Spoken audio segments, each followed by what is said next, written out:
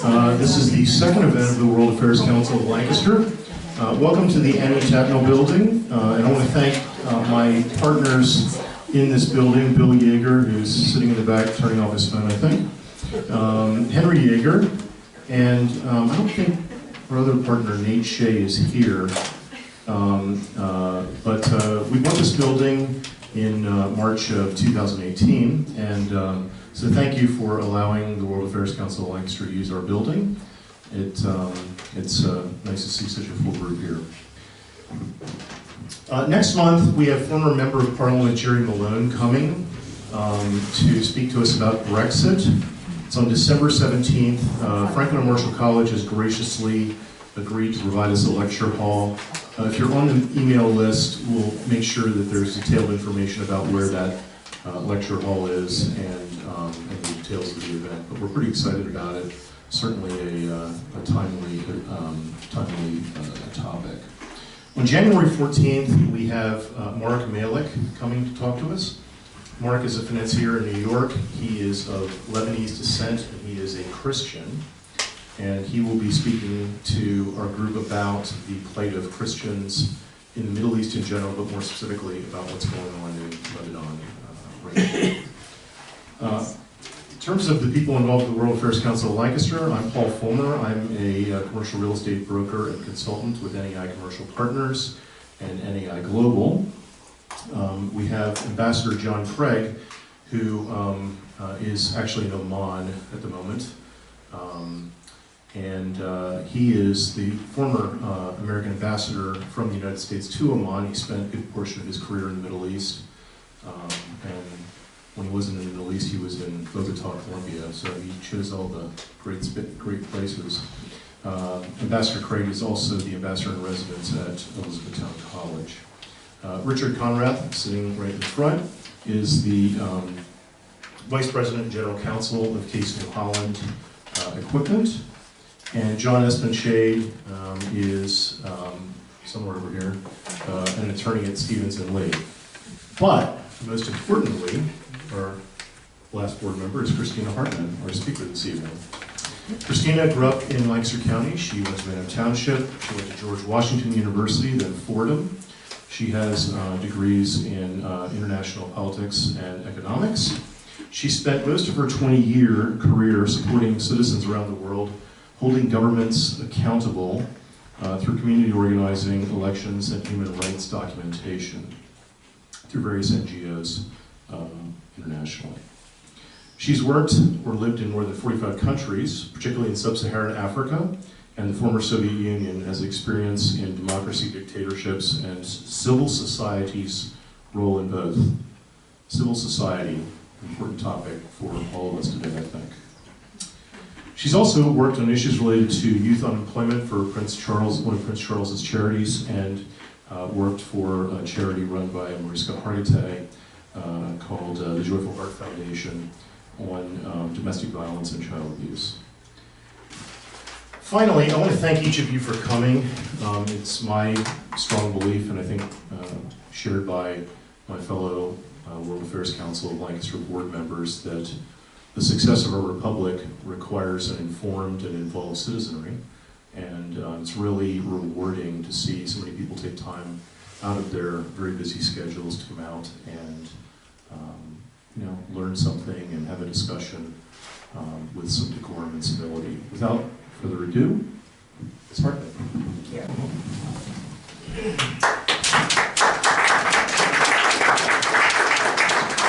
Well, thank you to all of you for being here today. I am Christina Hartman. Thank you to Paul for that introduction. I am here to talk about Ukraine today because I spent probably 6 weeks of the past year in Ukraine.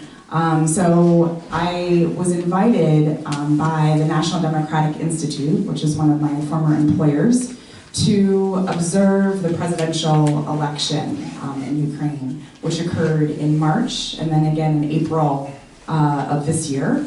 And before that, I was on the pre-election assessment mission in November of last year. So I'm coming at this particular, we'll talk about sort of what those election missions are, why they're important, and how they play a role in U.S. foreign policy. I will be happy to answer as many questions about current affairs as I can. This will touch upon some of those things just because they're intersecting with what's going on quite very much at this moment. We did not know that that would happen when we planned this, but here we are.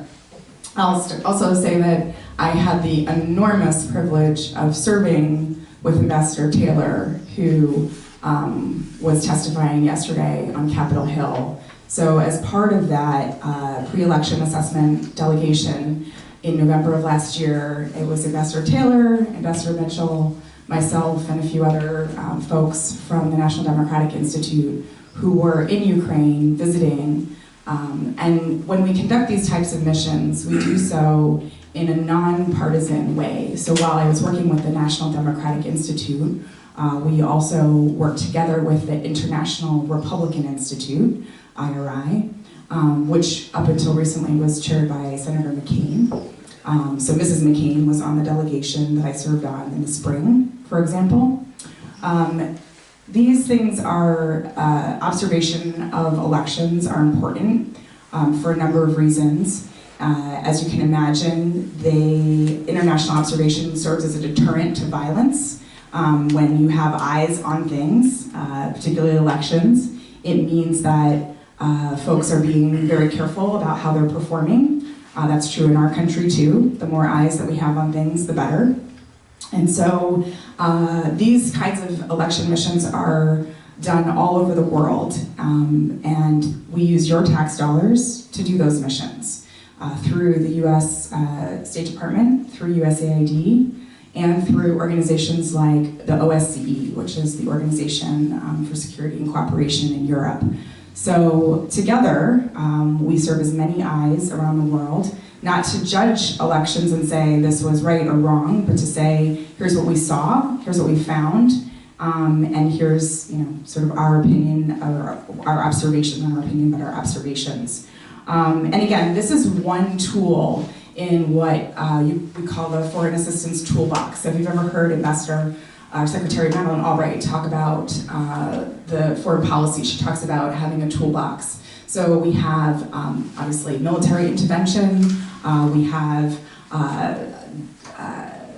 assistance in the form of USAID, so we can give food and shelter and things like that in emergency humanitarian situations. But we can also support countries through their political processes so that citizens, and that's the important part, have a voice in their governments. And that's what I've spent my career trying to do, is to make sure that citizens have voice.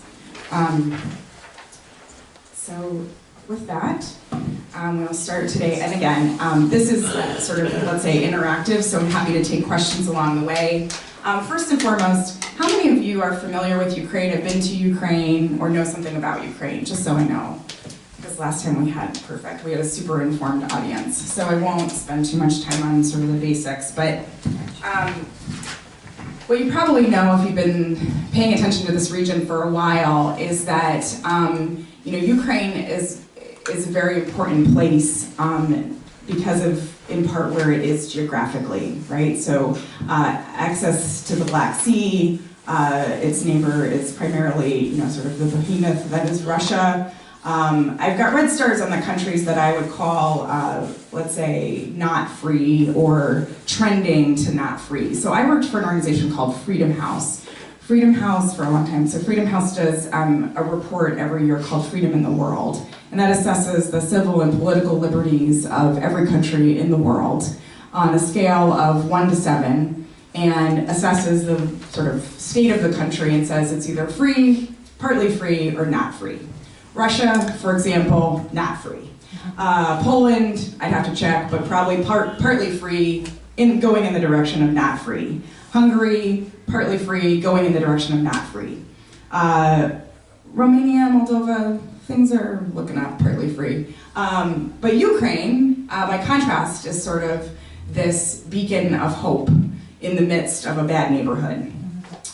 What you might also notice about this map if you are a student of history, is that it's astonishingly similar to an Iron Curtain that we once had, once upon a time, during the Cold War. And so you can see that this buffer that is Ukraine in this area, but also particularly a buffer with Russia, is important for Europe, and it's important for the United States in terms of its sort of strategic placement and geographic placement. So as we have many neighbors in Europe who are involved in NATO, obviously that's a very important organization for the United States to be a part of, we want countries like Ukraine to become part of these other institutions. So NATO, the European Union, westward-looking institutions, so that we can rely on them as allies. And this is in fact why Ukraine is so important to the US national interest. And I think Ambassador Taylor did a reasonable job of describing that yesterday, but that's just a little bit more about that. And I guess I would ask, what do people think about when you think about Ukraine? What do you think about? Like, what comes to mind? Anything in particular?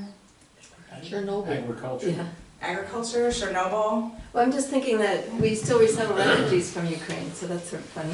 We It's a still free resettle country. refugees from Ukraine, Yeah. right? Because it's had a very storied past, right? So there are many things that you might think about when you think about Ukraine. You might think about its religion. It has its own Orthodox Church, for example. Its history is up and down. It is parts of Ukraine, and again, there are experts out there that know much more about this than I do, but just that part of, Russians would claim much of Ukraine as theirs. So it's sort of seen as something that has been fought over since, I think, the 900s, if I'm not mistaken. So this is, again, an area where these folks who believe that they are Ukrainian, they are not Russian, they're Ukrainian, have been fighting for their territory and their space for a long time. The sort of fast forward to the past 28 years, and I just highlight this because the past 28 years alone have included the imprisonment of a prime minister by a sitting president, countless corruption scandals, and 2 life-changing revolutions. So, as many of you know, this picture on the right is a picture of the Maidan revolution in 2014.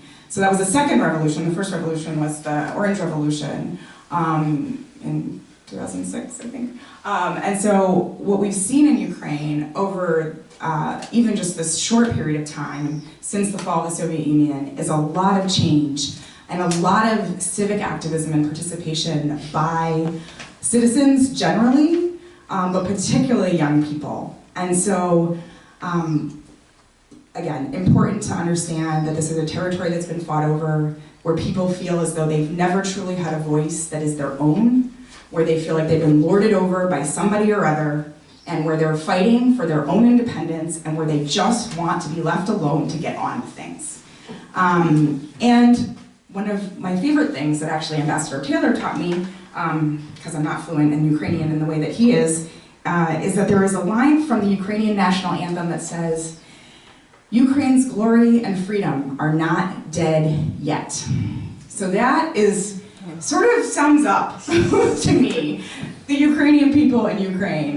Just that this is a group of people who put it in their national anthem to say, we are not dead yet, and they keep trying. So here we are. And it is a beautiful place if you haven't been. The people are amazing, the country is amazing, and that line itself tells you everything you need to know. So again, I went to observe the presidential election in 2019. So their election system in Ukraine is very well established and also very well established for corrupt things to happen. So as observers, as I said before, we go to make sure that at least on the days leading up to the election that we're able to check to see if things are in order. We're also there, as I said, to deter violence. And in the first round of elections, and I say first round because this is a system where if no one gets 50% plus 1, then it goes to a second round of elections. So in this presidential election, we had the first round to determine whether or not there would be a second round. And in fact, that's what eventually happened. So we were there in March for the first round of elections, and there were 39 candidates. You can imagine, yes, 39 candidates, 39 presidential candidates. You thought the Democratic field was big. No. Here we are. So in Ukraine, they have election laws just as we do. Theirs are very different. So you may know in our elections that we have signs outside of polling stations with people's names and things. So their election law states that they must post a biodata poster on each candidate outside of the polling station. So on the far left, you can see this is a municipal building, and they have, so like just sort of like the township hall, if you will, and they have all the posters for every single candidate listing all the biographical data, all the information of each candidate, all 39 of them. And because there were 39, they had to find creative ways to hang these posters. And so you can see that also in the middle photo, there's a line of people. So something that you often don't see in the United States, that there's a line. In the last photo, what you can see is how long the ballot was. So the ballot was approximately 3 pages long this way. And they don't sort of make it 3 pages in the way that we make ours multiple pages. They just make a really long piece of paper, which makes for interesting voting in terms of putting it into the box. So just to show you sort of some real life things and some interesting things about how these elections occur. But why was this election historic? Why were there so many people there? So NDI had about, I would say, 50 observers, maybe not even that many. IRI had about the same. The OSCE had in the neighborhood of 700 to 900. They had quite a lot. And we were all there because, again, there was this fear, great fear, that there would be significant violence. And so, again, 39 candidates on the ballot. People really felt that despite the revolutions, that change was not coming fast enough. And this was really a referendum on the old guard, and particularly around corruption as it relates to the old guard. That in the 2014 revolution, the Maidan revolution, they brought new people to power. Those people promised change, and that change hadn't happened in the 4 years that person, the president had been in office, and people were fed up. Now, that might also sound familiar. You're going to hear a number of things this evening that sound very familiar to what's going on.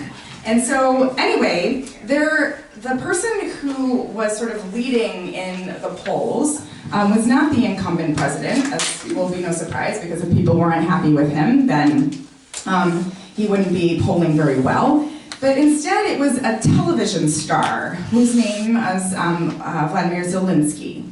So he's a television star, he has no political experience, and he created his very own party. So this was not an established party. In a parliamentary system, that's a little easier to do, sort of create your own party. It's a little harder here. So he was also incredibly good at social media. He had tons of social media followers. He was extraordinarily great on Instagram and Facebook. So his influence was spreading quickly. And people were really excited about him because they knew him from his television show. So you may ask, what was his television show? Well, he had a series. So he appeared on, it was like once a week. And he was a high school teacher who became president of Ukraine. That was his television show. So this is an actor who in his weekly television show was a high school teacher who became president. That's the entire premise of the show.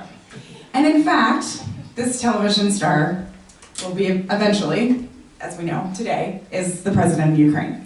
So again, once again, we find a number of things that we have in common with Ukraine, as it were. But people really demanding change and really wanting to see things change. So the other thing that was very important about this election is that Russia was spreading and continues to spread disinformation through social media channels. And there it's even, I would say, more sophisticated than here. So for example, for those of you that use WhatsApp or Signal or some other texting ways. So there's groups on those that they would target. And they're doing this in combination with the violence that they've started in the Donbas region. So Russians had invaded part of Ukraine, and using sort of this nationalistic mentality of trying to get people riled up about just that, Ukraine wasn't doing enough about just things out in the East. And anyway, they're really using these channels to influence voters. And so there was a very big concern that this would influence the election. And also, I would say that Ukraine is the testing ground for what they will do in the United States. So one of the reasons why this trip was particularly important to me was because I wanted to learn what techniques Russia was using in Ukraine so that I could understand what we would be facing in 2020. So, nobody got 50% plus one, as you can imagine, with 39 candidates. I should also add that as a technique to confuse voters, the Ukrainians are very smart, so there was a very popular candidate, her name was Yulia Tymoshenko, and the people who opposed her found a candidate whose name was Yuri Tymoshenko. And so on the ballot, you just have Y Tymoshenko. And so they were able to take away votes from her, not that many, but still, they tried. So the votes were very much good. I'm sorry, were there two Y Tymoshenkos? There were, and so you had to look at the sort of detailed information, in the same way we might have county after the last name, so there was other detailed information that you would need to look at. But you couldn't just, let's say this, you couldn't be a babushka with bad eyesight in a dark polling station and looking at the ballot trying to know who you were going to vote for and be sure that you voted for the right person. Yeah? You definitely couldn't do that. And so we went to round two. So round two was in April, it was a few weeks later. This whittled it down to two names. And it is the television star and the current president, Poroshenko.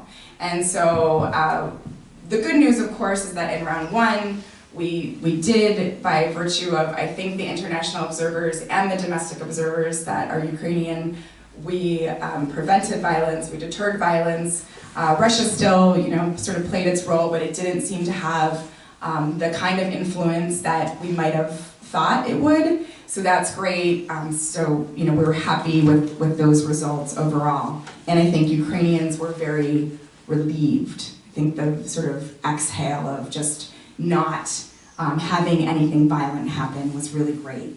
So in this photo, you can see I'm in a different town. I'm in a place called Kharkiv, which used to be the capital of Ukraine under the Soviet Union. This is a town right near the Russia border.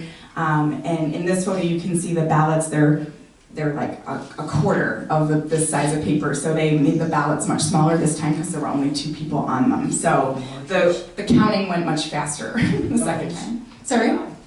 I'm noticing the golden arches. Yep, and there's a McDonald's there, and you can see the other M is for the metro station. So Kharkiv is a very modern place and a university town. Really, really wonderful. So.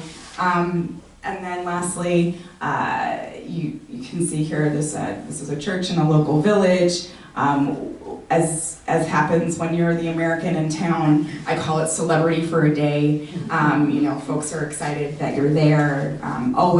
People are always, just so you know how your tax dollars are being spent, people are always excited to see us still. And so while we are in a difficult moment in our own history, just know that folks are still grateful that we are there and that they really appreciate the United States and they appreciate Americans, even if they don't always agree with our government. So, as I said, the television star won, and he won because people want change and they want it now. And I think this is very much analogous to what we experienced with Trump. And so, it also taught us that new communication styles are important. Again, something that we learned, I think, in the 2016 election, that pro-Russian forces and Russian physical and digital interference remained strong. So when I was in Kharkiv, The hotel I was staying in was threatened with, there was a bomb threat in the hotel. I mean, it amounted to nothing, but just that there's that constant desire for Russia to disrupt. And what I found so interesting in that city, so in Kharkiv, throughout Ukraine, people speak both Ukrainian, Russian, and also English. Almost everybody fluently, definitely Russian and Ukrainian. What's so interesting about being in Kharkiv is that folks in Kharkiv were very clear. We are Ukrainian. We are not Russian. And they would say, Russian might be my first language. I learned Russian first. I speak Russian first, and I speak Ukrainian second, but I am Ukrainian. I had people come up to me and say that. So again, coming back to sort of where we started, which is to say that Ukraine has been working for a very long time to be its own country, to be its independent self, and people are not confused about that. Young people, old people, folks are really clear. So again, Zelensky also represented this idea that he's pro-Ukraine first, and then pro-EU. And I think that's another distinction that he's trying to make. So as international folks, because we didn't know him, and because he wasn't very forthcoming with information as a candidate, I would say that the international community was very, when he was elected, let's say cautiously optimistic, hopeful that he would choose people who would do right, both by Ukraine, but also by the West. And so far that has turned out to be true. And I think what you can see in the hearings is that poor President Zelensky has done his best to fend off a number of inappropriate asks for himself, and has done so in a really, in the best way possible. However, Ukraine being as fragile as it is, us interfering in that negative way is the last thing that this poor president needs. And so, anyway, he is there now, and hopefully is surrounded, I believe, by good people who are doing good things. But again, why should Americans care? And I covered a couple of these already, but just to come back to them. It has always been our ethos, no matter which party you belong to, and although I was saying to someone earlier, I did not work for the State Department, but I feel very much a part of that community as someone that has done this work. And I would say that we're a bell curve. It doesn't matter if you're Democrat or Republican. You're American, first and foremost, and your objective is to put the national security of this country and the values of this country first in everything that you do. And so for us, as Americans, that has been, and I would argue continues to be, although we're not necessarily showing that every day, but we have a commitment to democracy, that we believe that citizens' voices are the most important thing, and that they must be heard, and that in order to avoid violence, the best way to do that is through the ballot box. As you saw, the neighbors of Ukraine can be very influential. Poland has a right-wing government. Hungary has had a right-wing government since the early 2000s. It's nothing, these are not new trends. But what it is doing is giving us a sense that we're going back in time to another place that some folks, so I'm 42, and I remember all these things, but you get anybody who's a couple years younger than me, and they don't remember any of them. So, Ukraine is an ally. We need to continue to cultivate our allies. Russian influence will continue to be an issue, and the security of US elections is tied into what happens in Ukraine. And so these are why Ukraine matters to us today, and has for a long time. So that's the end of my formal presentation, but I'm happy to take any questions that you might have.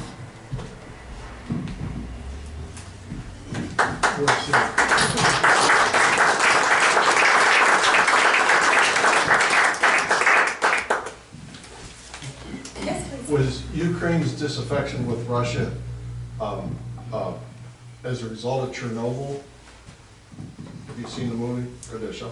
I have not seen the show yet, but I think that their disaffection goes back much longer than that. I think, again, some of these things go back to the 900s, and the reason that I sort of mention that is, it goes back to a czar and who owned who had a piece of land and was deciding if he was going to be part of the Russian Orthodox Church or the Greek Orthodox Church, and decided to invent his own Ukrainian church. And so these things go back many, many years, and these are two countries that have been not fighting, but sometimes friends and sometimes enemies. Let's call them frenemies for many years, hundreds and hundreds of years. Yes. You might mention Stalin and the Holodomor. All right. Right. Right, of course, no, for sure. As a reason for the acrimony between the two countries. Sure, but again, to me, it's a very long list, of which that is probably at the top, but just that there's so many things that that would have happened over the past number of years. Yes, ma'am. Didn't Zelensky campaign on anti-corruption? He did. Wasn't he, within a couple days, it was already scheduled to do what Trump wanted on CNN and say, yes, we'll investigate Burisma and also that crazy internet stuff that they talked about with the election? So I'm not sure what you're referring to specifically. So he was going to announce that he was going to, yes, we're going to make an investigation, but I think 2 days before that was scheduled to happen, the aid was released. So he didn't have to make that announcement. Right. And I mean, again, Zelensky would be investigating corruption across the board regardless, right? So this is, as I just mentioned, like this whole election was about anti-corruption because the people of Ukraine were tired of feeling like they were getting robbed by their own government. And so that piece was always existing and was going to happen regardless. How it relates to the United States and the asks that we're making, and if Ambassador Craig were here, he would actually just tell you, as he did to me in a text the other day, that Ambassador Taylor is just doing his job, and this is exactly what this man is supposed to do, and this is how it's supposed to work. So the things that were happening outside of those channels were very irregular and sort of happening in other ways. Did you learn what you wanted to learn about Russian interference, cyber interference? I mean, not as much as I would like, because of course I'm not privy to classified information, as I don't have a secret security clearance. But I think that understanding so for example, I was very surprised to know how they're using these WhatsApp channels and the Signal channels, because it's like they have conversations going on these platforms that, to be honest with you, I don't even think we have like that many of going on here, or if they are, they're in very select communities of people in the United States. So the way that they're infiltrating, and then they're starting like discussion groups and things like that, and the way that they're pulling people in and trying to get them to be a part of those discussion groups, and the way that they're falsifying and manufacturing information that's not true, or manipulating photos or data and then sending it around, and then people are taking that as what they believe is true because they see it coming from, so if it's a WhatsApp group, it's like they're friends who are all in the same circle, and like they trust that information. And so that's what's happening to us on Facebook and things like that, but it's just like, to me, it's like another platform. The platforms are multiplying. They've existed for a while, but just that the way that they're infiltrating is coming from many different sources. The other thing is that the Russians used to do it outside of Ukraine and were sort of pumping it in, and now the bot farms are also in Ukraine, pumping it into Ukraine, and then sometimes pumping it here so that it looks like it's coming from the Ukrainians. And it may, as in there may be pro-Russian bot firms in Ukraine, right, who are Ukrainian, but it is also entirely possible that it's Russians who are in, or they're at least funding that, and then it looks like it's coming from Ukraine instead of coming from Russia, and then who are we mad at?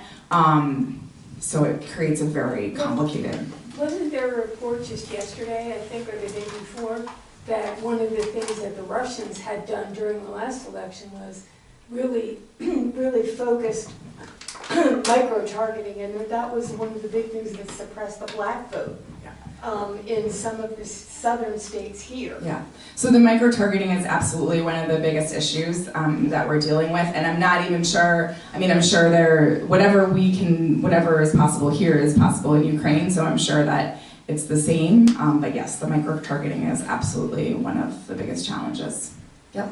Yes, sir. Question, I think if I heard you correctly, in one of the reasons why we should be interested in Ukraine is the commitment to the ethos in a society for democracy. Mm-hmm. Do you trace that back to the movement of Manifest Destiny or other areas? That's a good question. Thanks for saying Manifest Destiny, though, and not saying the Iraq War. And so, I mean, I think it probably goes back to, yeah, I mean, maybe Manifest Destiny in part, but I think, you know, from our beginnings here in Pennsylvania in 1776 and what we believe in as democracy, I think some of it comes from our, I mean, just the things that de Tocqueville wrote about, right? So for me, that's sort of where things start, is really in sort of de Tocqueville's view, why the United States took that on as the thing that we would put first and foremost. Again, I think it's a compilation of a number of things throughout history that helped us to get to that point. But mostly because I think we believe that citizens should have a voice. But you do separate that from the movement, nation building. I very much separate it from nation building. I do. Mm-hmm. Yeah, because those, to me, those two things are very separate. And even in the history at USAID, for example, that work on democracy actually started with South Africa during the apartheid years. And that's when a lot of that work started. And so it started well before anything that we would call nation building. Well, don't we have an interest in having the Russians and or anybody else not just start invading various countries either figuring on and taking them over? Yeah. I mean, the Crimean War was fought over this area. Right, exactly. So if you have Russia, who has, for, as you said, thousands of years wanted that one water port, they still shouldn't ideally get to just invade whatever country happens to be in their way. Right, which is why, and that's why, I mean, the U.S., that's why the military assistance is so important, and the U.S. has been providing that for a number of years, and that's why EU support is so important, and the EU has been very strong in that way. And that's why the president is so desperate. Right. Because he's got $500 million worth of military support and a hot war going on. Right. And also why folks were, they were unhappy with the last president for a number of reasons, and you know, sort of not coming out strong enough against Russia. And, I mean, he was stuck between a rock and a hard place, but in a lot of ways, but just that I think people were frustrated with that as well. Yes, sir. I think we go back just a little bit. There's some deep, to your point about deep animosities. Two countries signed a pact to create the Soviet Union in 1922, if I'm not mistaken. And that was the Ukraine and Russia. Mm-hmm. Two countries signed a pact in, I believe it could have been it was before 1992, to dissolve the Soviet Union, and that was the Ukraine and Russia. Mm-hmm. And these two countries have been playing off of each other for a long, long time, okay? And then the things that we forget, because they're not so present to us, is one of the reasons why the Russians thought they had to take part of the Crimea was because they were trying to recover the fleet that they had agreed to split. You know, I mean, there are so many things, you know, it's like that you can think of that they had to split. And you know, there was questions of, you know, power, and there were questions of, you know, fairness that come up over and over and over again. And these, you know, these are just, would you say that they're things that just rub the raw wounds every day. Mm-hmm. Yeah. No, of course, there's a lot of history there, and I just go back to the one point, which is that for me, the most important thing, and I think Zelensky's election proved this with, I think he got more than, or close to 70% of the vote.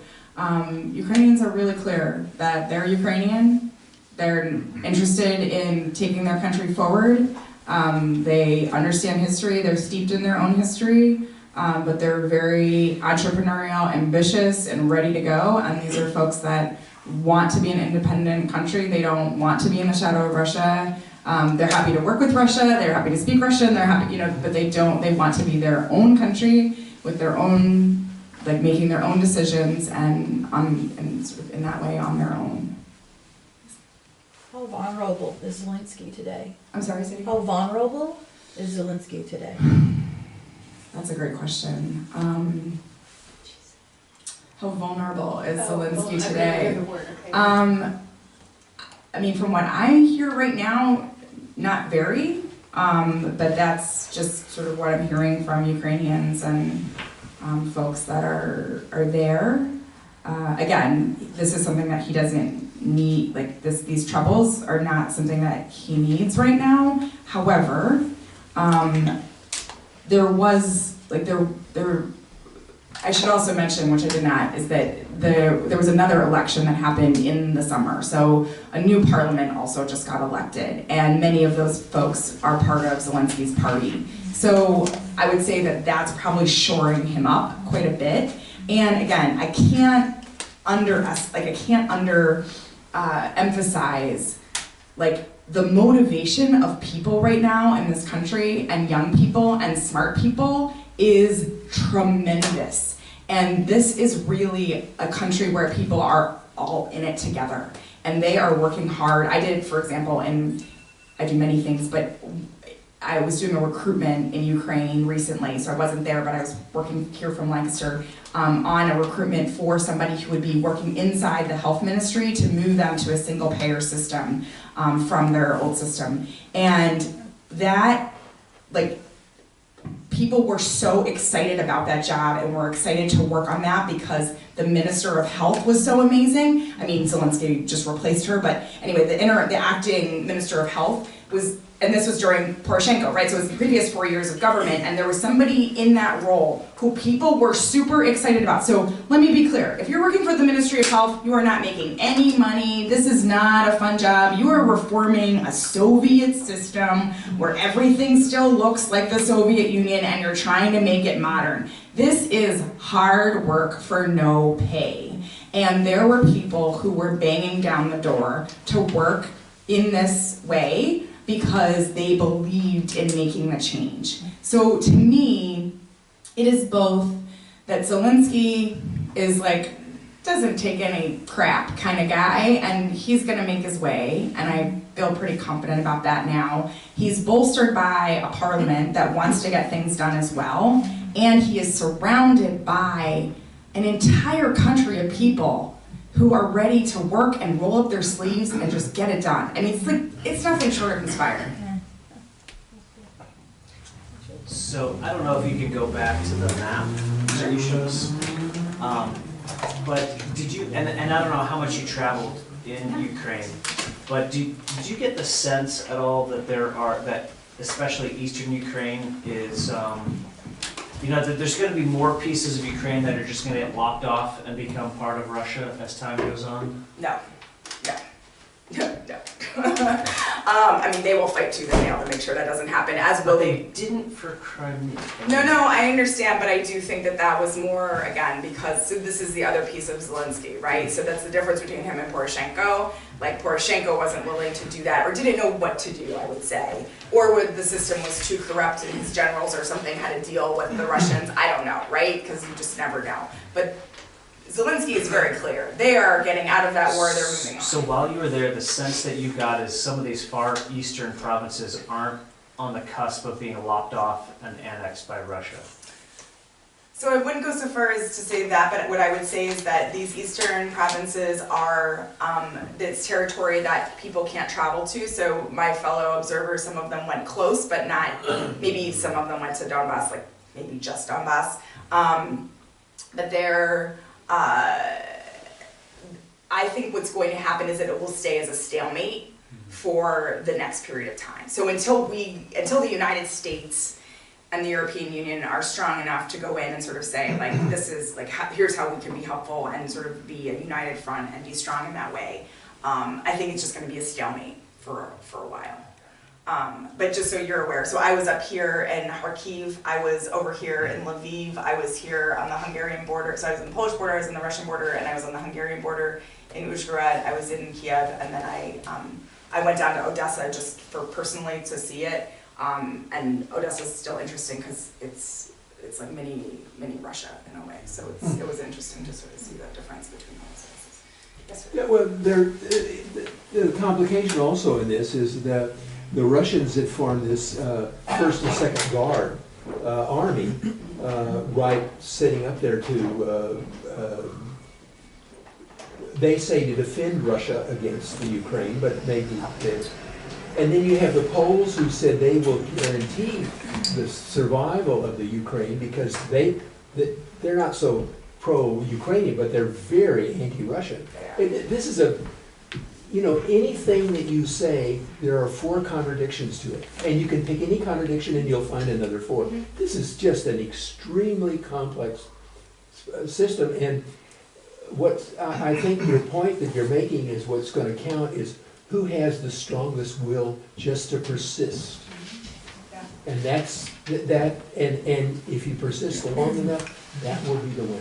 Persist, but also economic interest. So as you point out, as you rightly point out, Bill, the thing that, so Poland, while it has a right-wing government, Poland has every economic interest to continue to be a part of the European Union and to pursue a European way of doing things. So they're going through this moment where the government is a right-wing government, and again, has been for, I think, 6-8 years. Hungary, the same thing. Hungary has also no interest in not being a part of sort of free market trade system. They have no interest in aligning with Russia in sort of an economic sense. They have interest in Viktor Orban would like to continue to hold power here, and he gets his orders from Moscow, right? So there is that connection. Belarus, I mean, might as well be part of Russia. I still don't know why they continue to be their own thing, but so you've got. But what's interesting is that economic pull, and of course, that is in fact, like all of my degrees are that tug between sort of this, as you were saying, or the gentleman was saying earlier about the democratic piece, sort of, is it the political system and the democratic pull, or is it the economic piece? Like, what motivates people to, and by people I mean countries, what motivates these countries to make these decisions? And it's a combination of both, but in these particular instances that you're talking about, it's definitely, it's in their economic interest to continue to have a Ukraine that is stable. Well, but they also don't have fond memories of the Russians. Correct. No, history plays a role. History plays a role as well, except that, Hungary is really happy actually to be in Russia's pocket, it would seem, so they've got some deal going on. Yeah, oh, sure, there's a buffer. Yeah. Yes, sir. I just have a hard time with something you said. Mm-hmm. Isn't it true that the areas that you traveled in are 100% Ukrainian? When you start talking about the eastern part of Ukraine, they're ethnically Russians. Wait, I'm not finished. You mentioned another part, Uzhhorod and those places. They're not Ukrainian by any means. Mm-hmm. Yeah. Third part that you mentioned, excuse me, like Lvov, which is really Austrian influence. Sure. Mm-hmm. So aren't those people really not as Ukrainian? So it seems to me that whoever you talk to was 100% Zelensky and 100% Ukrainian. But some of these people are quite anti-Ukrainian. Oh no, so I would say that, I wouldn't say they're anti-Ukraine. Well, okay, I wouldn't say they're anti-Ukraine. So the argument that you're making, we could make about any country here. Yes, so we could say that, parts of Poland are actually Belarusian, right. Like we could make that argument all over. But to your point, so actually why Uzhhorod was interesting, and one of the reasons why I was sent there, was to look at the Hungarian minority in Uzhhorod and around. You could argue they're majority. What's that? You could argue that they're actually Correct. So across Hungary, or across Ukraine, the Hungarian minority, but in these towns on the border, they're Hungarian majority, and they support other candidates, right? They weren't, actually, interestingly, they were for Zelensky. Turnout was low, and so that was a problem. And I had a gentleman who is ethnically Hungarian telling me that he felt that turnout was low because folks didn't feel like their voice was being heard. And so, but in Parliament, right, so his party which was actually a far right party. This particular gentleman, he was like they were contesting seats in Parliament that they won, right? So their voices would be heard in that particular way. But yes, you're absolutely right. I mean, Lviv is. I mean, you can't tell the difference between Austria and Lviv. No, that's what I was going to say, they're Austrians. Yeah, right. And I mean, everything in the city would Eastern tell you that. Ukraine, I would say that 95% of the people are ethnically Russian. Sure, they may very So then why well. would they not want to support Russia? Sure. No, that's entirely possible. But what I found, at least in Kharkiv, right, which is still on the Russian border, and all those people, not all of them, but many of them speak Russian as their native language. Those folks, and this wasn't me asking questions. This is people coming up to me and saying, "I just want you to know, like that I speak Russian and I'm proud to speak Russian, and my heritage is Russian, but I'm Ukrainian." Like, which I thought was, to me, that was very interesting. Yeah, but you're right. Yeah, those are all true things. Yes, ma'am. Has the new Ukrainian administration given any kind of details on how it plans to break the cycle of corruption? I think just getting a lot of people out. So their first step is to get a bunch of folks out of office. And apart from that, to be honest with you, I haven't kept up with that level of detail since I've been back. So I would need to find out more details about that. But my impression was that he was just weeding people out and going from there. Yes, sir. There's a anti-corruption bureau, NABU, which has been making arrests almost daily. And you can read about their work in Kyiv Post. Zelensky has really given them the power to go after bankers and some others in transportation. Well, and that's really good to hear. So, so that's Kyiv Post that he's referencing, so it'd be great to look at those pieces. But what's interesting, so the part that I can tell you about was the contrast when we met with the Anti-Corruption Bureau as part of the election commission, our election observation. I mean, those folks were doing nothing before, and they were completely neutered, right? So the person that was leading it was saying that, you know, she was doing all these things, but in actuality, none of those things were happening. And so it's good to hear that that's moving, that he's given that authority to that bureau to actually get something done. The difficulty is that unlike the Poles, the Ukrainians see corruption. They don't see it as corruption. They see it as franchising. Mm-hmm. You know, you buy the Ministry of Transportation, mm-hmm. and then somebody underneath you buys the buses, and somebody buys the trains, mm-hmm. and the people underneath them buy this route on the train or this parking lot, mm-hmm. and it's all a system of payment, which we look at as bribes. They look at it as buying a franchise, mm-hmm. and changing that. That's the Russian mentality, and changing that mm-hmm. is extremely difficult to do. Mm-hmm. No, I mean, there's plenty of work to be done. Plenty of work to be done, that's for sure. Yes. I was wondering if you knew the kind of the status of Zelensky's negotiations with Russia about, supposedly they're trying to negotiate a deal, some kind of resolution in the East. And it seemed like, I'm not very good on the details, but sometime at the end of the summer, which we now know, Zelensky was feeling pressure, right, that he was going to lose U.S. aid. He might have. There was one story that he was kind of about to settle, mm-hmm. right, and it seemed like a bad thing. Mm-hmm. But then I haven't really seen anything since then, and I was just wondering if you knew. I personally have not. Has anybody else seen anything on that? There was a discussion about, with Putin, as a matter of fact, mm-hmm. about making those two areas autonomous, but it's not allowed under the Ukrainian constitution, and that's the sum total of my knowledge. Thank goodness for and that. It was something I read somewhere. But autonomous republics with an equally autonomous nation state always the idea was that they would still be part of the Ukraine, but they would have this sort of Russian. It doesn't. Putin has no. They talked about it, and this is a proposal. And what I remember reading was, I think it was in The Economist, was that the Ukraine Parliament would probably never approve a change of the Constitution that would allow that to be. Yeah, I doubt they would. Okay? And the other part of it was, as time went on, Putin, who was trying to get more influence, would have he had no incentive to go forward because he was able to do some other thing. And that's the time they established that, the First Guard group, which sits to defend Russia against an invasion by the Ukraine. And by the way, it is extremely powerful. It has as much power as most of NATO or something like that. Well, we'll have to look that up when we get home and find out, or call my friends in Ukraine and I'll find out what's going on. But yeah, so that's, yes, Tom? Yeah, Christina, what's the relationship between Ukraine and the EU, inbound, outbound? And is there, how do the Ukrainians view Brexit? So, I don't know the answer to the last question. I think they probably think the British are crazy because they're trying to get into the EU properly. And so support from the EU, I think, has been really great.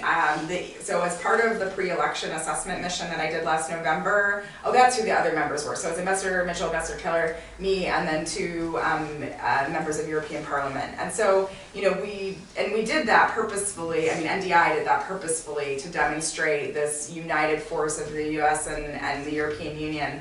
And so I think, you know, my understanding, at least from those two members of Parliament, and one's from Germany, Rebecca Harms, and she's terrific, is that they're full steam ahead. They're supporting Ukraine in a big way. They've got lots of money going to Ukraine. They can't, you know, sort of do enough for Ukraine. Are pretty happy with how things are going. I mean, we met with Ambassador Yanovich as well. So the woman that who was also testifying, Masha, you know, she was saying that, and the European Union was also saying this,